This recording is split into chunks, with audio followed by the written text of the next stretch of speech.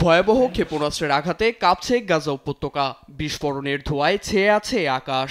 প্রাণ বাঁচাতে দিকবিদিক ছুটাছুটি মানুষের, এমন চিত্র গাজা সিটির।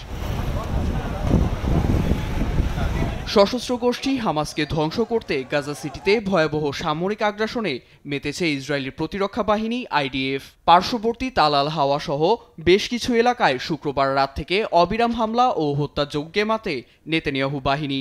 চলে স্থল অভিযান ও বোমা বর্ষণ। বর্বর হামলায় প্রাণ গেছে বহু ফিলিস্তিনির। প্রাণ ভয়ে অন্তত 4.5 লাখ ফিলিস্তিনি এলাকা ছেড়েছে বলে জানিয়েছে গাজা সিভিল ডিফেন্স। আমি বুঝি নির্মাণের শিল্প, সালাম স্টিল বোঝে ডিউরেবিলিটি। সালাম স্টিল, মোস্ট ডিউরেবল স্টিল। এক জায়গা থেকে অন্য জায়গায় পালাচ্ছে। শেখ রাদওয়ান থেকে আল শিফা হাসপাতালের পাশে শরণার্থী শিবিরে এসেছে, কিন্তু ট্যাঙ্ক আর হেলিকপ্টার এখানেও হামলা চালাচ্ছে। নিরাপদ আশ্রয় বলতে কিছুই নেই। প্রতিনিয়ত অনাহার ও অপুষ্টিতে মৃত্যুর সংখ্যা বাড়লেও এর মধ্যে সীমান্তে আবারও 6,000 ত্রাণবাহী ট্রাক আটকে দেওয়ার তথ্য জানায় আল জাজিরা।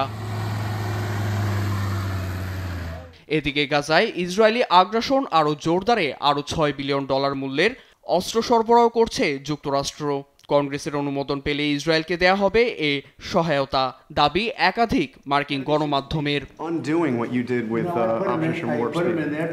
জাতিসংঘে ফিলিস্তিনের বিপক্ষে ভোট ও অস্ত্র সরবরাহ করে মার্কিন প্রশাসন গাজা উপত্যকায় ইসরায়েলকে গণহত্যায় সহায়তা করছে বলে নিন্দা জানিয়েছে মানবাধিকার সংস্থা অ্যামনেস্টি ইন্টারন্যাশনাল। চলতি মাসে ফিলিস্তিন রাষ্ট্র প্রতিষ্ঠার লক্ষ্যে জাতিসংঘে ভোট হওয়ার কথা রয়েছে। এদিকে যুক্তরাষ্ট্রের ভিসা নিষেধাজ্ঞা থাকায় ফিলিস্তিনি প্রেসিডেন্ট মাহমুদ আব্বাস ভার্চুয়ালি নিরাপত্তা পরিষদের বৈঠকে যোগ দিতে পারবে বলে জানিয়েছে জাতিসংঘ। নীরব দাস, নিউজ ডেস্ক, দেশ টিভি।